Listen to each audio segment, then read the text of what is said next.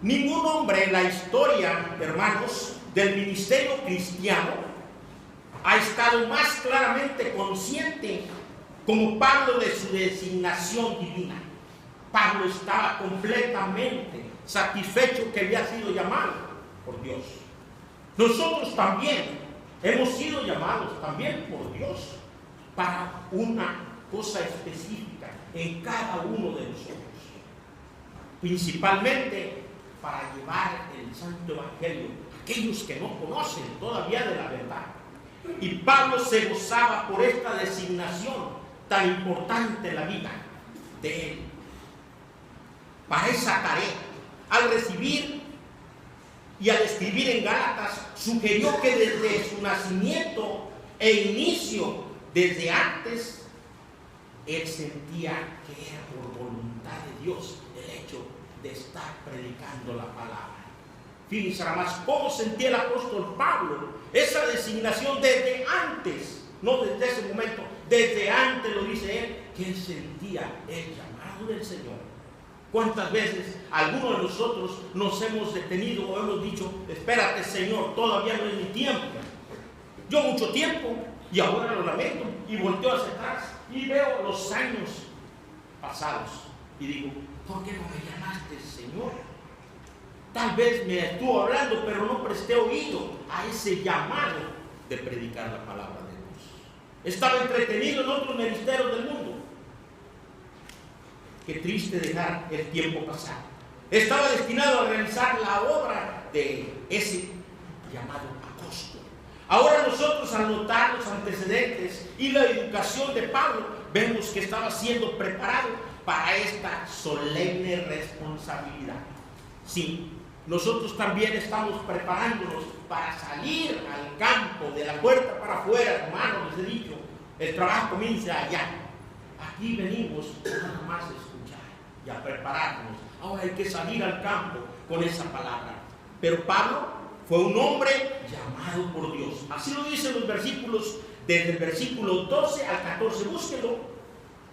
12 al 14 y véanlo, qué hermosa exposición de Pablo al decir la declaración de fidelidad es aún más rotunda, la cual mezcla con acción de gracias el pasaje que estamos considerando. Vean ustedes cómo Pablo al inicio hace una mezcla de acción de gracias con la fidelidad.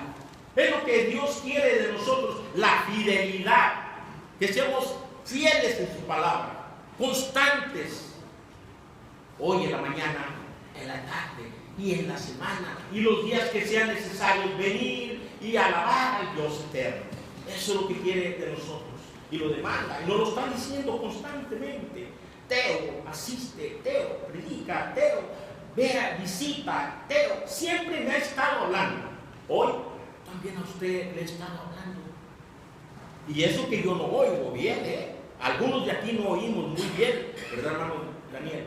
¿Verdad? Pero el Señor así nos ama, con esos defectos, fíjense, con tantos defectos que tenemos, y especialmente su siervo. Señor me sigue amando, me sigue dando de su gracia. Por eso hay que seguir hablando. Yo doy gracias a Dios porque me queda un oído bueno. Yo todavía tengo un oído, Señor. Por eso siempre volteo para escuchar, tratar de escuchar mejor. Y a veces cuando uno quiere escuchar, ya Teo no escucha nada. ¿Por qué? Porque ya cerró su oído izquierdo. Así es, a veces no quiero escuchar. Prefiero mejor cerrar mi oído o cerrar mis ojos. Por eso el Señor en este pasaje tan hermoso, fíjense nada más lo que dice: doy gracias al que me fortaleció. ¿A quién está dirigiéndose Pablo?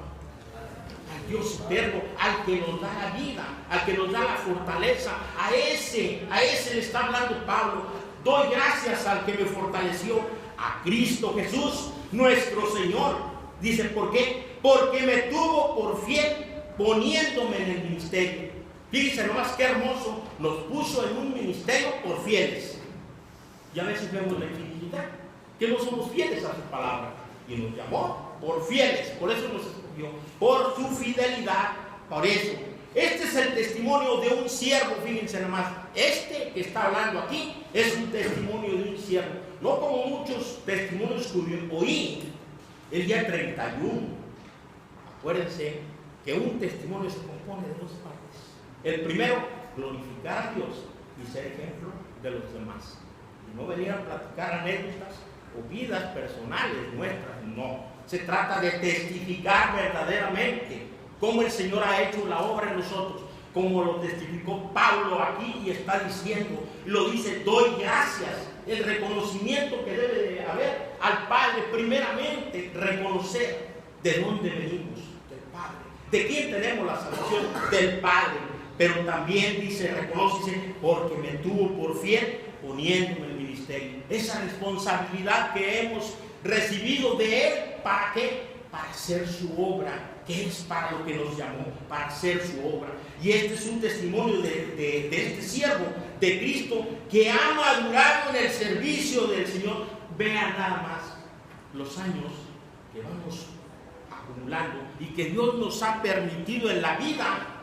Son para mejorar, no para empeorar. Es para agarrar más madurez, más fortaleza. Hace rato platicaba con mi esposa y le decía, vi que están haciendo un negocio y vi unas máquinas que andaban trabajando ahí. Y le comento a ella, digo, esas máquinas, ¿saben lo que están haciendo? Están compactando. Pero ¿sabes una cosa? Si tú las ves que están bien derechito ahí, fíjate que no. Con el tiempo va a haber hundimientos. ¿Por qué? Porque tiene que haber acomodamientos de la tierra. Tiene que haber esos acomodamientos de la tierra. Y nosotros en la vida, los años que vamos acumulando son para esos, para mejorar cada día, no para empeorar, para almacenar la riqueza que Dios nos da constantemente. Y no se trata de una jactancia, hermanos, ociosa, es más bien la declaración de alguien que, como el salmista declara, en Jehová se gloriará mi alma. Salmo 34, 2. En Jehová se gloriará mi alma. Vean estas comparaciones de David ahora con Pablo. Son muy asímiles las dos. Y así lo dice aquí el apóstol Pablo, recordando esta fase, este pasaje. Jehová se gloriará mi alma. En Jehová. ¿En quién debemos de manifestarnos o glorificarnos? En el Señor. De todas las bendiciones que recibimos todos los días, hermanos, todos los días. No hay un día que no recibamos una bendición. Somos bastante agradecidos con el Padre porque nos ha dado la bendición simplemente de estar hoy aquí adentro. Mucha gente del mundo ya no está con vida. Hoy debemos de agradecer al Señor esta oportunidad más de estar aquí glorificándonos. Una vez que Cristo ganó a Saulo, ya no habría demoras. ¿Por qué? Porque así lo leemos en el libro de los Hechos 9:20. Así lo dice específicamente. Dice, enseguida predicaba a Cristo en las sinagogas. Inmediatamente empezó a predicar. Nosotros hemos llevado muchos cursos, uno tras otro. Yo estuve 6 años en el seminario como licenciado en teología y 2 años en maestría en misiología y tantos estudios que he llevado. No se necesita llevar tantos estudios. Aquí lo vemos. Enseguida predicaba a Cristo. Cuando hay el deseo, el amor en nuestro corazón de alabar al Señor, de predicar su palabra, no necesitamos tanto estudio. Lo único que necesitamos es la voluntad y la dirección de Dios. Entregarnos a Él para poder salir y predicar su palabra. Así es como dice aquí. Enseguida, dice, empezó a predicar a Cristo en las sinagogas, diciendo, fíjense nada más, que este era el Hijo de Dios. No hablaba de Él, hablaba de Dios. Testificaba de Dios, del Hijo de Dios. Es como debemos nosotros identificarnos. ¿De quién vienes? Del Hijo de Dios. Predico palabra de Dios, no palabra de ateo. Palabra de Dios, que es lo que debemos de predicar. La vida de cada hombre está planificada por Dios. ¿Usted lo cree? Yo lo creo. Que Él fue el que planeó mi vida, no otra persona. No mis padres lo planearon, no. Muchas parejas hoy en la modernidad ya planean todo. Pero quiero decirles que el plan está hecho por Dios, no por ustedes. Está hecho desde hace mucho tiempo, de antes de la creación del mundo. Dios hizo todo lo que tenía que hacerse y todo lo que iba a suceder. Así lo creo yo que es correcto, que Dios hizo la planificación para cada hombre. Así lo creo yo. Y entonces estos eran los planes divinos de Saulo. Estos que estamos viendo ahora son los planes divinos de Saulo, para lo cual el Señor lo había llamado para ese trabajo en especial, un trabajo especial. Así es que debe de serse los trabajos en especialidad. Yo fui llamado en una ocasión para hacer un trabajo en Londres, Inglaterra. Especialmente me dijeron: ven, siéntate aquí. Esta información no va a salir a nadie, ni a tu esposa le vas a decir nada hasta el día que te vayas. ¿Por qué? Porque era un trabajo confidencial que no podíamos comentar con nadie, porque las cosas personales quedan en casa, quedan guardadas, no se puede salir adelante. Y Saulo fue llamado por un trabajo especial, pero que fue conocido posteriormente. ¿Por qué fue llamado? Para predicar la palabra de Dios. Para eso fuimos llamados todos y cada uno de nosotros, para llevar la palabra de Dios. Y así lo declaró ante Agripa: no fui rebelde ante la visión celestial. Así se presentó ante Agripa: no fui rebelde, no me puse rebelde ante la presencia celestial. Pablo realizó hazañas maravillosas en su vida, en la vida de Cristo, a través de dos cosas: a través de la gracia y de la fortaleza de Cristo Jesús. Dos cosas muy importantes: la gracia y la fortaleza de Dios es la que nos sostiene, nada más. Y por eso es que tenemos que seguir trabajando en la obra de Dios. Con todo, el apóstol estaba totalmente satisfecho de cuán indigno era él de recibir lo más pequeño. Él se sentía el más pequeño de todos. Se sentía indigno de esta importante responsabilidad que le habían conferido. Qué importante es cuando alguno de nosotros en algún trabajo nos llaman para algo especial. Se siente uno muy agradecido de que seamos llamados para ir a alguna parte en especial. Yo hace rato me sentí muy contento en que recibí en mi teléfono, en mi celular, que oráramos por una persona que va viajando para Perú. Yo conozco Perú y entonces me dio mucho gusto que ella vaya a ese lugar como representación de México, como representación de nuestra iglesia. Qué contentos debemos de sentirnos, y sobre todo sus padres, en ver que es una jovencita que sigue caminando en la obra de Dios. Así deberíamos de caminar todos, con la frente en alto, viendo al Señor en todo lo que el Señor quiere y que hagamos. Hacía mucho tiempo que había obtenido Pablo el perdón de los pecados. Mucho tiempo había perdido, le habían concedido el perdón de los pecados. De los años cuando se enfrascó con una batalla con Dios y con la iglesia. A veces nosotros también nos enfrascamos, hermanos, en unas batallas personales que no hemos querido salir de ahí todavía. Estamos en completo lucha internamente por las decisiones que tenemos que tomar, mas sin embargo él tomó la decisión más correcta.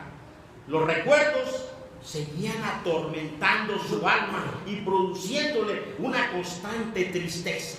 Fíjense nada más, él seguía atormentado, pero seguía atormentado por su pasado. ¿Cuántos de nosotros nos sentimos a veces atormentados por algo que hay en nuestra mente? Yo sigo con algo muy especial que solamente lo sabe Dios.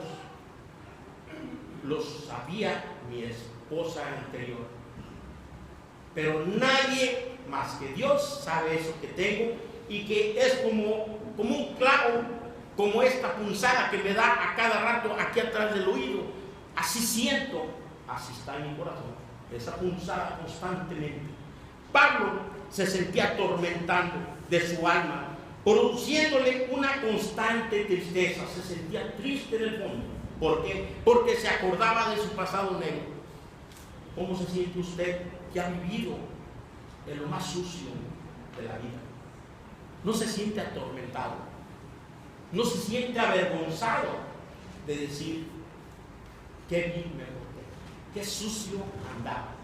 Ahora debería estar agradecido con que el Señor lo llamó a la luz, lo sacó de ese infierno. Así Pablo estaba agradecido, pero también guardaba en su mente esa tristeza tan grande que lo agobiaba constantemente. Pablo no se excusó a sí mismo de referirse a su pasado, confesó con vergüenza lo confesó. Y dice Pablo, porque yo soy el más pequeño de los apóstoles. Fíjense cómo se consideraba: yo soy el más pequeño de los apóstoles, que no soy digno de llamarme apóstol. Aparte decía, soy el más pequeño y no soy digno de llamarme apóstol, porque perseguía a la iglesia. La persiguió la iglesia, los llevó a donde él quiso, los condenó a muerte. Ese era el trabajo tan terrible de Pablo, y por eso él se sentía atormentado constantemente, como un aguijón en su mente, por su pasado negro. Pero también glorificaba al Padre por ese cambio, por esa transformación que hubo del pasado al presente. Se describe a sí mismo, fíjense nada más cómo se describe Pablo: como blasfemo, como perseguidor, como injuriador. 3 formas de expresarse el apóstol Pablo, de cómo presentarse ante todo de esa manera, como blasfemo, perseguidor, injuriador. El tentador primero engaña a los humanos de esta manera, y luego los persuade a cometer tal necesidad. Primero te busca y luego te dice lo que tienes que hacer. Así es el tentador, así es Satanás.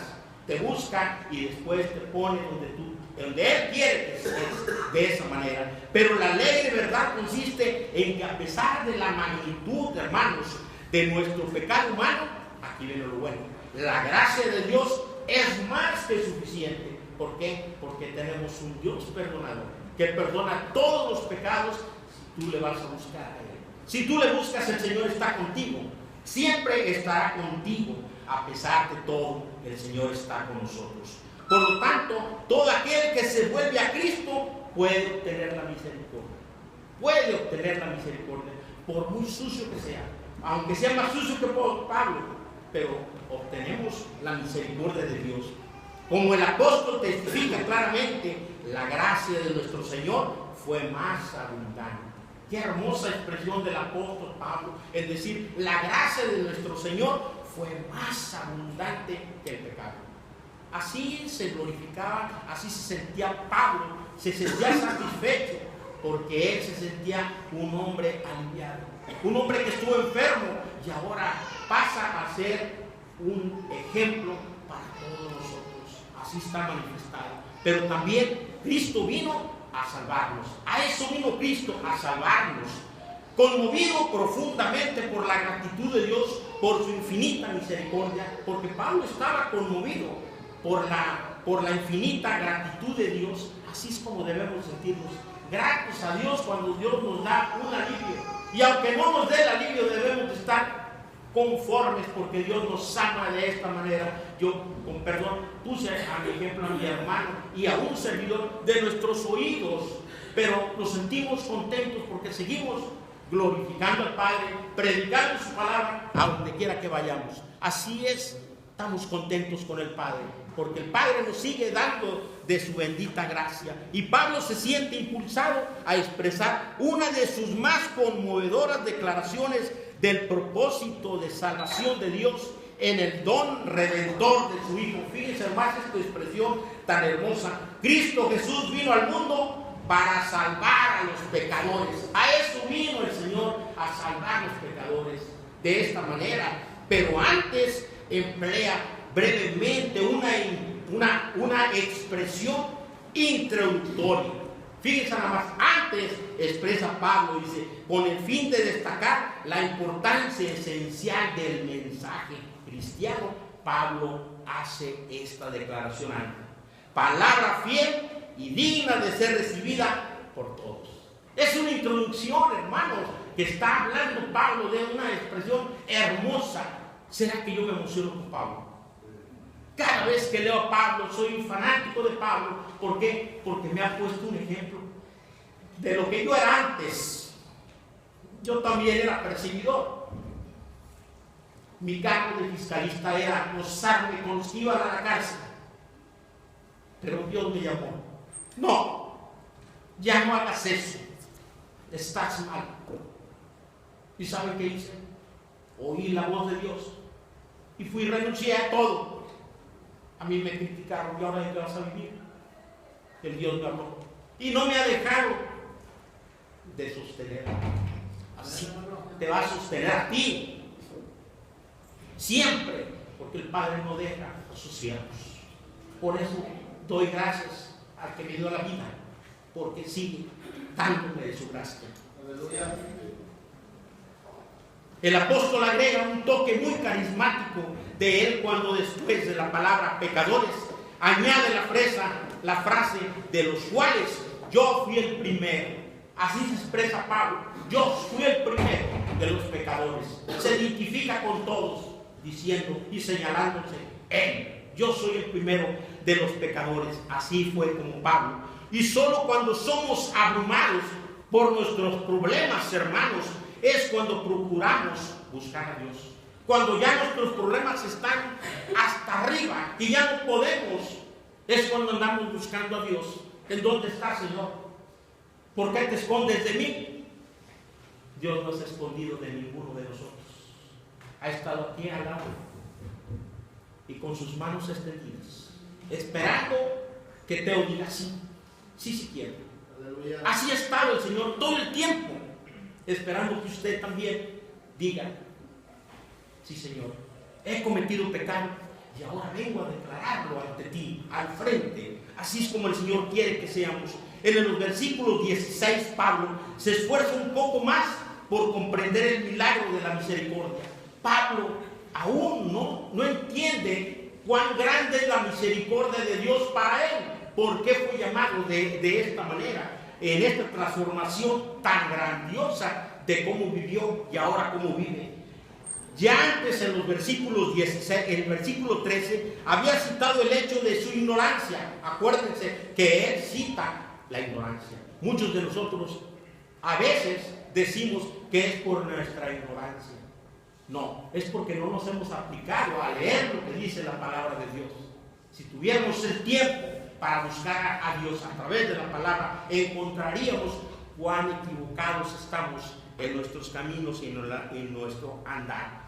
Dice el apóstol, pero ahora sugiere que por esto fue recibido a misericordia, para que Jesucristo mostrase, dice, en mí primero toda la clemencia. Toda la clemencia se mostró en Pablo. Nada podía ser más elocuente en la expresión de la bondad y la gracia. Aquí está manifestada la bondad y la gracia de Dios en Pablo, pero también está en usted y en mí. Así ha estado la bondad del apóstol en todos nosotros. Por tanto, no debe sorprendernos que en el versículo 17, vean el versículo 17, no sea una doxología de alabanza a Dios. Dice, porque hay dos doxologías en estos dos pasajes. La primera incluida en la epístola a Timoteo, y en primera Timoteo. La segunda se encuentra en el versículo 15 al 16. Esta primera doxología brota espontáneamente, hermanos, del corazón del apóstol, conmovido por el recuerdo propio de su vida pasada. Ahí brota esta doxología y dice: por tanto, al Rey, al único y sabio, sea honor y gloria por los siglos de los siglos. Amén. Así expresa Pablo desde el fondo de su corazón esta doxología por lo pasado, por lo que había vivido, le nace. Eso también debería de brotar del fondo de nuestros corazones y estar agradecidos con el Padre en cada momento de nuestra vida y decir: gracias, Padre, porque soy salvo por ti. Gracias, Padre, por todo lo que me has dado. Describe a Dios como Rey de los siglos, o Rey eterno, inmortal, o como también se describe en la segunda doxología, al único que tiene inmortalidad. Al único que tiene inmortalidad es Dios, al Dios invisible, cuya imagen se ve reflejada en Jesucristo. Ahí está la imagen de Dios en su Hijo Jesucristo. Así lo dice en Colosenses 1:15, el reflejo de Dios en su Hijo. Dice, el único y sabio Dios, dice, obviamente, este es el lenguaje de la liturgia, un intento de describir a Dios. Así es, estamos describiendo la liturgia así, de esta manera, cuya grandeza debe siempre desafiar nuestros esfuerzos y describir en alguna manera. Así es como se describe el apóstol Pablo todo este trabajo que tuvo Pablo. Concluimos, hermanos, en estos versículos que hemos detallado, del versículo 12 al versículo 17, donde nos habla del gran maestro, el gran maestro que tuvimos después de Jesucristo. Pablo se describe como un gran maestro, así se manifiesta, y lo manifiesta él, pero también se avergüenza de su pecado, como también de nosotros debíamos de avergonzarnos y darle la gloria a Dios por su salvación. En estos versículos el apóstol testifica en espíritu de adoración de la misericordia, de la gracia y del poder regenerador de Dios que actuó en su vida. Todo esto sucedió en la vida del apóstol Pablo. La gracia, el poder y la regeneración de la vida de él. Por eso daba gracias, porque había sido regenerado, había salido del fango para ser llamado a su luz admirable, para trabajar en la obra que él quiere que hagamos. Si es cierto que predicamos, que la predicación es esencialmente testificar, esto es la predicación, testificar lo que Dios ha hecho en nuestras vidas. Entonces estos versículos son una predicación del orden más sublime de la historia de Cristo. El Señor los bendiga. Puestos de pie, los invito a orar. Amantísimo Padre, Creador de los cielos y de la tierra, gracias damos, Señor, una vez más por darnos la oportunidad de testificar ante este pueblo, Señor, lo que has hecho en nosotros, Señor, y lo seguirás haciendo. Por eso damos la honra, la gloria a ti, Señor, porque tú eres grande. Así como el apóstol Pablo reconoció con vergüenza sus pecados, también nosotros, Señor, nos acercamos ante el trono de tu presencia, suplicando, Señor, que nos limpies de toda maldad. Confiamos y nuestra esperanza está en ti, Señor, que seremos limpios, Señor, y que nos darás la oportunidad que has dado a Pablo. Así también, Señor, todo este trabajo, Señor, que le encargaste a Pablo, también es nuestro. Es un trabajo de gran valentía, Señor, y de honradez. Una gran responsabilidad que has puesto sobre cada uno de nosotros, sobre pastores, ancianos, diáconos y todo tu pueblo, Señor, para seguir predicando tu palabra. Gracias, Señor, en el nombre de tu Hijo Jesucristo. Amén.